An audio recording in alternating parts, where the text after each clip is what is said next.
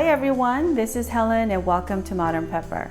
So today we will be making tteokbokki, but we will be making the non-spicy version called 궁중 TteokBokki. And 궁중 basically translated into royal court, and it's your fancy tteokbokki compared to the spicy tteokbokki that everyone's familiar with. So this tteokbokki is not spicy at all, and we use BulGoGi or Galbi. Now if you don't fancy beef, you could certainly use chicken BulGoGi, or you can use mushroom BulGoGi, and I have a separate video on how to make BulGoGi using beef, pork, and mushroom, so make sure to check that out. And also, if you have not watched my other video on how to make spicy tteokbokki with ramyeon noodles, and also that video includes a bonus recipe where you turn the excess spicy sauce from the tteokbokki after you're done eating it with all your friends and family. You turn that excess sauce into a delicious sort of rice paella. It is so divine, and so make sure to check out that video if you haven't watched it already. Now to make our tteokbokki, you need some tteok. And you could buy your tteokbokki tteok in these pre-packages that come vacuum sealed, and I just opened mine so I could show you how it looks. It looks like this. It comes in cylinder shapes like so. And basically, tteok in general in Korean cuisine is basically rice flour that's been steamed with a mixture of water and salt, and they make it into various different sizes, and they make it into like hundreds of different kinds of tteok depending on what kind of condiments they put on it and how also they make it with different stuffings and toppings. But the tteok that we're using for tteokbokki is called 실떡, and basically just imagine these guys being all connected. So when they steam the tteok, they put it through this machine where it pulls out long strands, like basically a hose size of these tteok, and it comes super long. So if you happen to live near a Korean market, you could go there and buy freshly made 실떡, and they come really thick, maybe twice the thickness as this one. And I will have links for you to purchase this online so you could have it conveniently shipped to your house. So make sure to check out my description box below or my blog for this recipe at modernpepper.com, where I will also have a detailed list of all the ingredients along with recipe instructions and links for you to purchase the tteok as well as the other ingredients that we'll be using today, and suggested kitchen gadgets for this recipe. Now get yourself a big bowl of water. Make sure it's cold water. We do not want to use warm water. And we're just going to basically soak our vacuum sealed tteok in here. And now if you're using fresh tteok from a Korean supermarket that was just made in the morning, you don't need to pre-soak. But the reason why we're pre-soaking this is because these guys have been vacuum sealed and they're kind of really hard. And we're just looking to basically rehydrate, resuscitate our tteok. But you do not want to soak these guys in warm water, because if you do that, it'll just get bloated. And that's the last thing we want for our tteok. So when we cook it, our tteok has been nicely resuscitated and rehydrated in water, that when we go to cook it, it only takes minutes to cook. So tteok already is cooked. And when we add it to our dish, we're just basically cooking it so that the exterior is really kind of soft, but the inside is still very chewy. You never ever want to make your tteok bloated by pre-soaking in warm water. We're gonna soak these guys in cold water for about 10 to 15 minutes and not more than that. So we're gonna put this to the side and prep the rest of our ingredients. Now, make sure to also subscribe, because I will also be making cheese tteokbokki. If you never had cheese tteokbokki, you must give it a try, because it is super divine. I mean, you'd never think that spicy tteokbokki will go with cheese, but it does. It is super good, and I really am so excited to share that recipe with you. So make sure to click on that subscribe button, which is at the corner right there. It's that rectangular shape in pink that says subscribe. Click on that so that you will be notified when I make cheese tteokbokki. Thursday is the day that I upload new videos. So I would love to connect with you once a week so that we could continue to make yummy cuisines together, as well as soju cocktails. Yes. I need my cocktails here and there or else I can't survive. So make sure to subscribe so that we can make cocktails together. And also, I love to also take non-Korean dishes and add a little bit of that Korean twist with a few Korean ingredients here and there. Make sure to comment and leave me recipe requests for both Korean dishes as well as non-Korean dishes that you would like to add a little Korean twist to. So I'm really excited to get ready to make this 궁중 떡볶이 with you. Yay! So for our vegetables, we need about 6 fresh shiitake mushroom, and remove the stem like so. Just break it off. Just pull it off and discard this part. And we're just gonna slice them pretty thick, like so, okay? And then we're gonna put this to the side. And we need 2 green onions, and we're just gonna cut them at an angle like that. And then we're just gonna put this to the side here on our plate. And we need half of medium-sized onion, and we're just gonna cut them roughly big, like so. And then put that to the side. And these are sweet mini peppers. Cut the end off, and then cut it down the middle like so. And then just using your knife, get rid of the inner core. Like that. And then we're gonna take our knife and just go across and cut them into skinny strips. Almost done. And we're gonna put this on our plate for now. And we need 2 fresh garlic cloves. So what you need to do is just cut the root end off like that. And then place your knife flat on top of the garlic clove, and then make a fist and go to strike it down once, and we're just mushing it so that the skin just comes off like that. So easy, voila. Here's the second one. The skin just comes off like that, so you don't have to struggle with a paring knife and try to peel it. And then we're gonna finally mince our fresh cloves of garlic like so.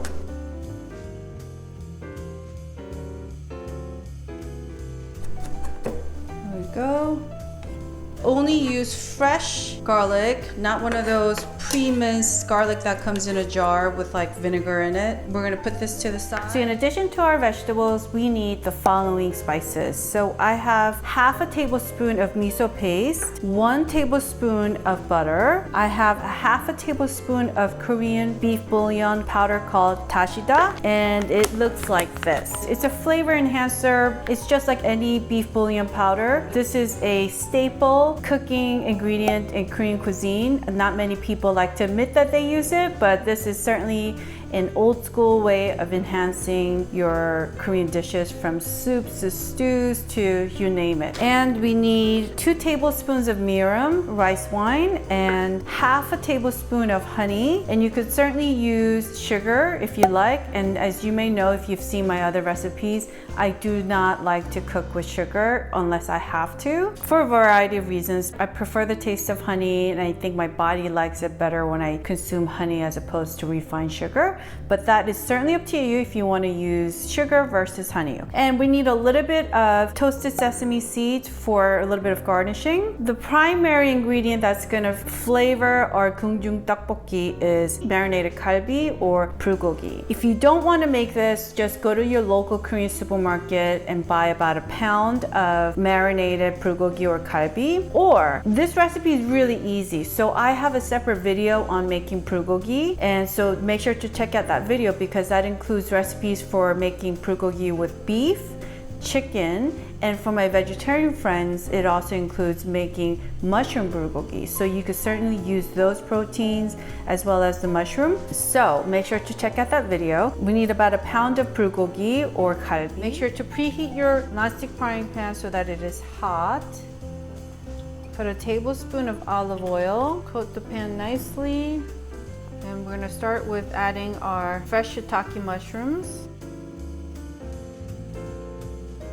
So my heat is still at high. We're gonna keep it there for a good 2 minutes. We're gonna add a few pinches of salt, some freshly ground black pepper, about 10 turns on your pepper mill. And we're gonna let that sizzle till golden brown. So it's been about a good 60 seconds. I'm gonna lower my heat to medium now. and I'm gonna turn it over. So we're just looking for this nice brown color, and we're just gonna turn it over so we're browning it on both sides.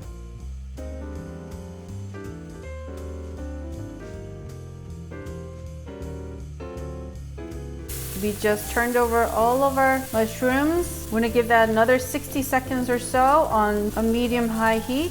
Okay, it's been about a good 60 seconds on the second side, and we're just checking to make sure it is brown on the second side as well. And this is ready. Take our mushrooms and transfer it to our plate and let it hang out there. We're gonna add a tablespoon of olive oil, add our onions. Break it up. My heat is at medium right now, and we're gonna add some salt, 2 pinches of salt, and some black pepper, about 10 turns on your pepper mill. And we're just gonna let that saute until it's translucent, kind of sweaty looking. Give it about a good 60 seconds. So it's been about a good 60 seconds, and look, we're just looking for a little bit of that charred mark on our onion right here, and this is ready. And we're gonna put this to the side next to our mushrooms. And we're gonna add a tablespoon of olive oil. And now I'm gonna turn my heat back up to high. And we're gonna take our BulGoGi, put it on our frying pan. Now you should hear that sizzling sound. If you don't hear that sizzling sound when the BulGoGi hits your frying pan, that means your frying pan is not hot enough. So I want you to also notice that I'm not adding any of the excess marinade that you typically get when you marinate BulGoGi or Galbi. Do not add the excess marinade into the frying pan. We're just gonna sear this at high temperature for about a good 2 minutes. It's been about a good 2 minutes. And you just wanna turn this over so that we have a little bit of that nice brown mark on our meat. And just gonna turn everything over. So we just turned everything over, and I'm gonna lower my heat to medium now and let this cook for another 2 minutes so that we have the brown mark on the other side as well. You don't need to cook your meat all the way through. We just wanna get a little bit of that brown mark on each side. And notice how I have a pot of boiling water right here.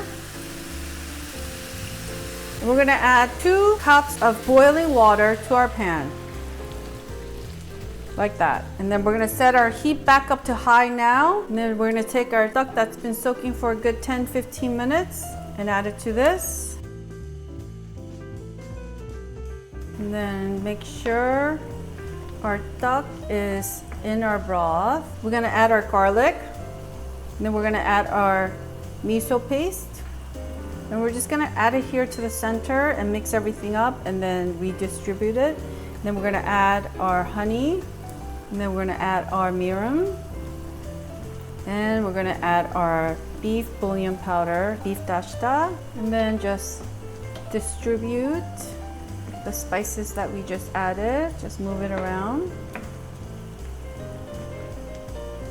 And let that simmer for a good 2 minutes. Do you hear that sound? That's the sound of happiness. Oh my God, this smells incredible. So I'm gonna turn down the heat to medium now. It's been simmering for 2 minutes on super high heat, and we are going to have a taste. You should always taste what you make, right? It's hot. Oh, that tastes so good. It tastes like a little bit like the BulGoGi broth, but then it has this nice velvety taste to it from the duck. And the duck is actually making the sauce get a little bit thick. Now we're gonna add the rest of our ingredients, our sweet peppers and some scallions. Just mix it up.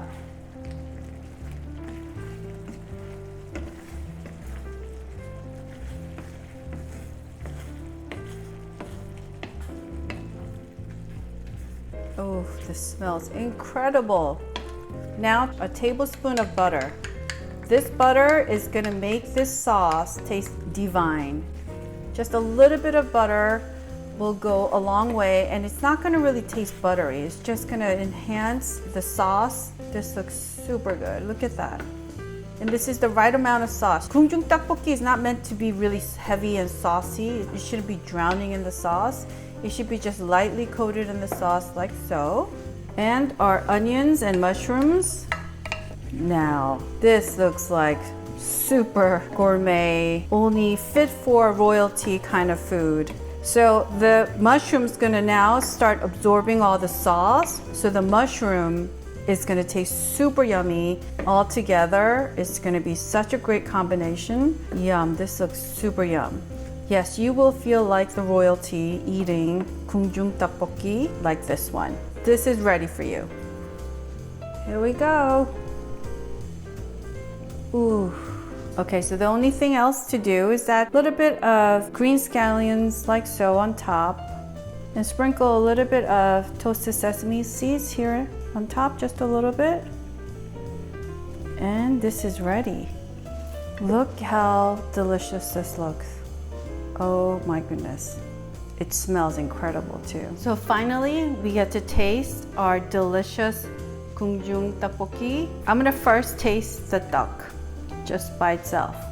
It is right now drenched in this like velvety sauce. It's gonna be so good.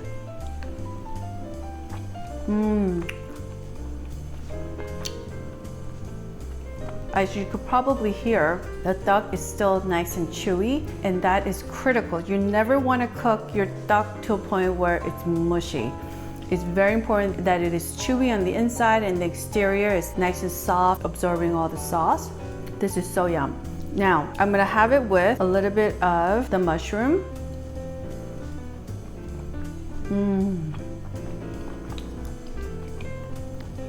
The mushroom is so soft and it absorbed all the sauce. It is so good. Now, I'm gonna make a bite. Onion, some vegetables, and some of our gogi together. So here we go.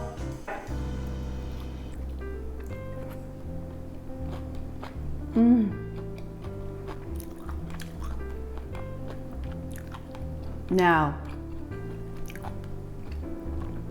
this is such a perfect combination. The duck, that's nice and chewy, kind of hits the spot with like that pasta taste. And then the BulGoGi is just like perfectly marinated. So it is very important to use marinated BulGoGi. This is so yummy. And then the vegetables adds this layer of refreshing and crunchy taste. All together in your mouth, it is so good. I'm gonna take another bite because I can't stop.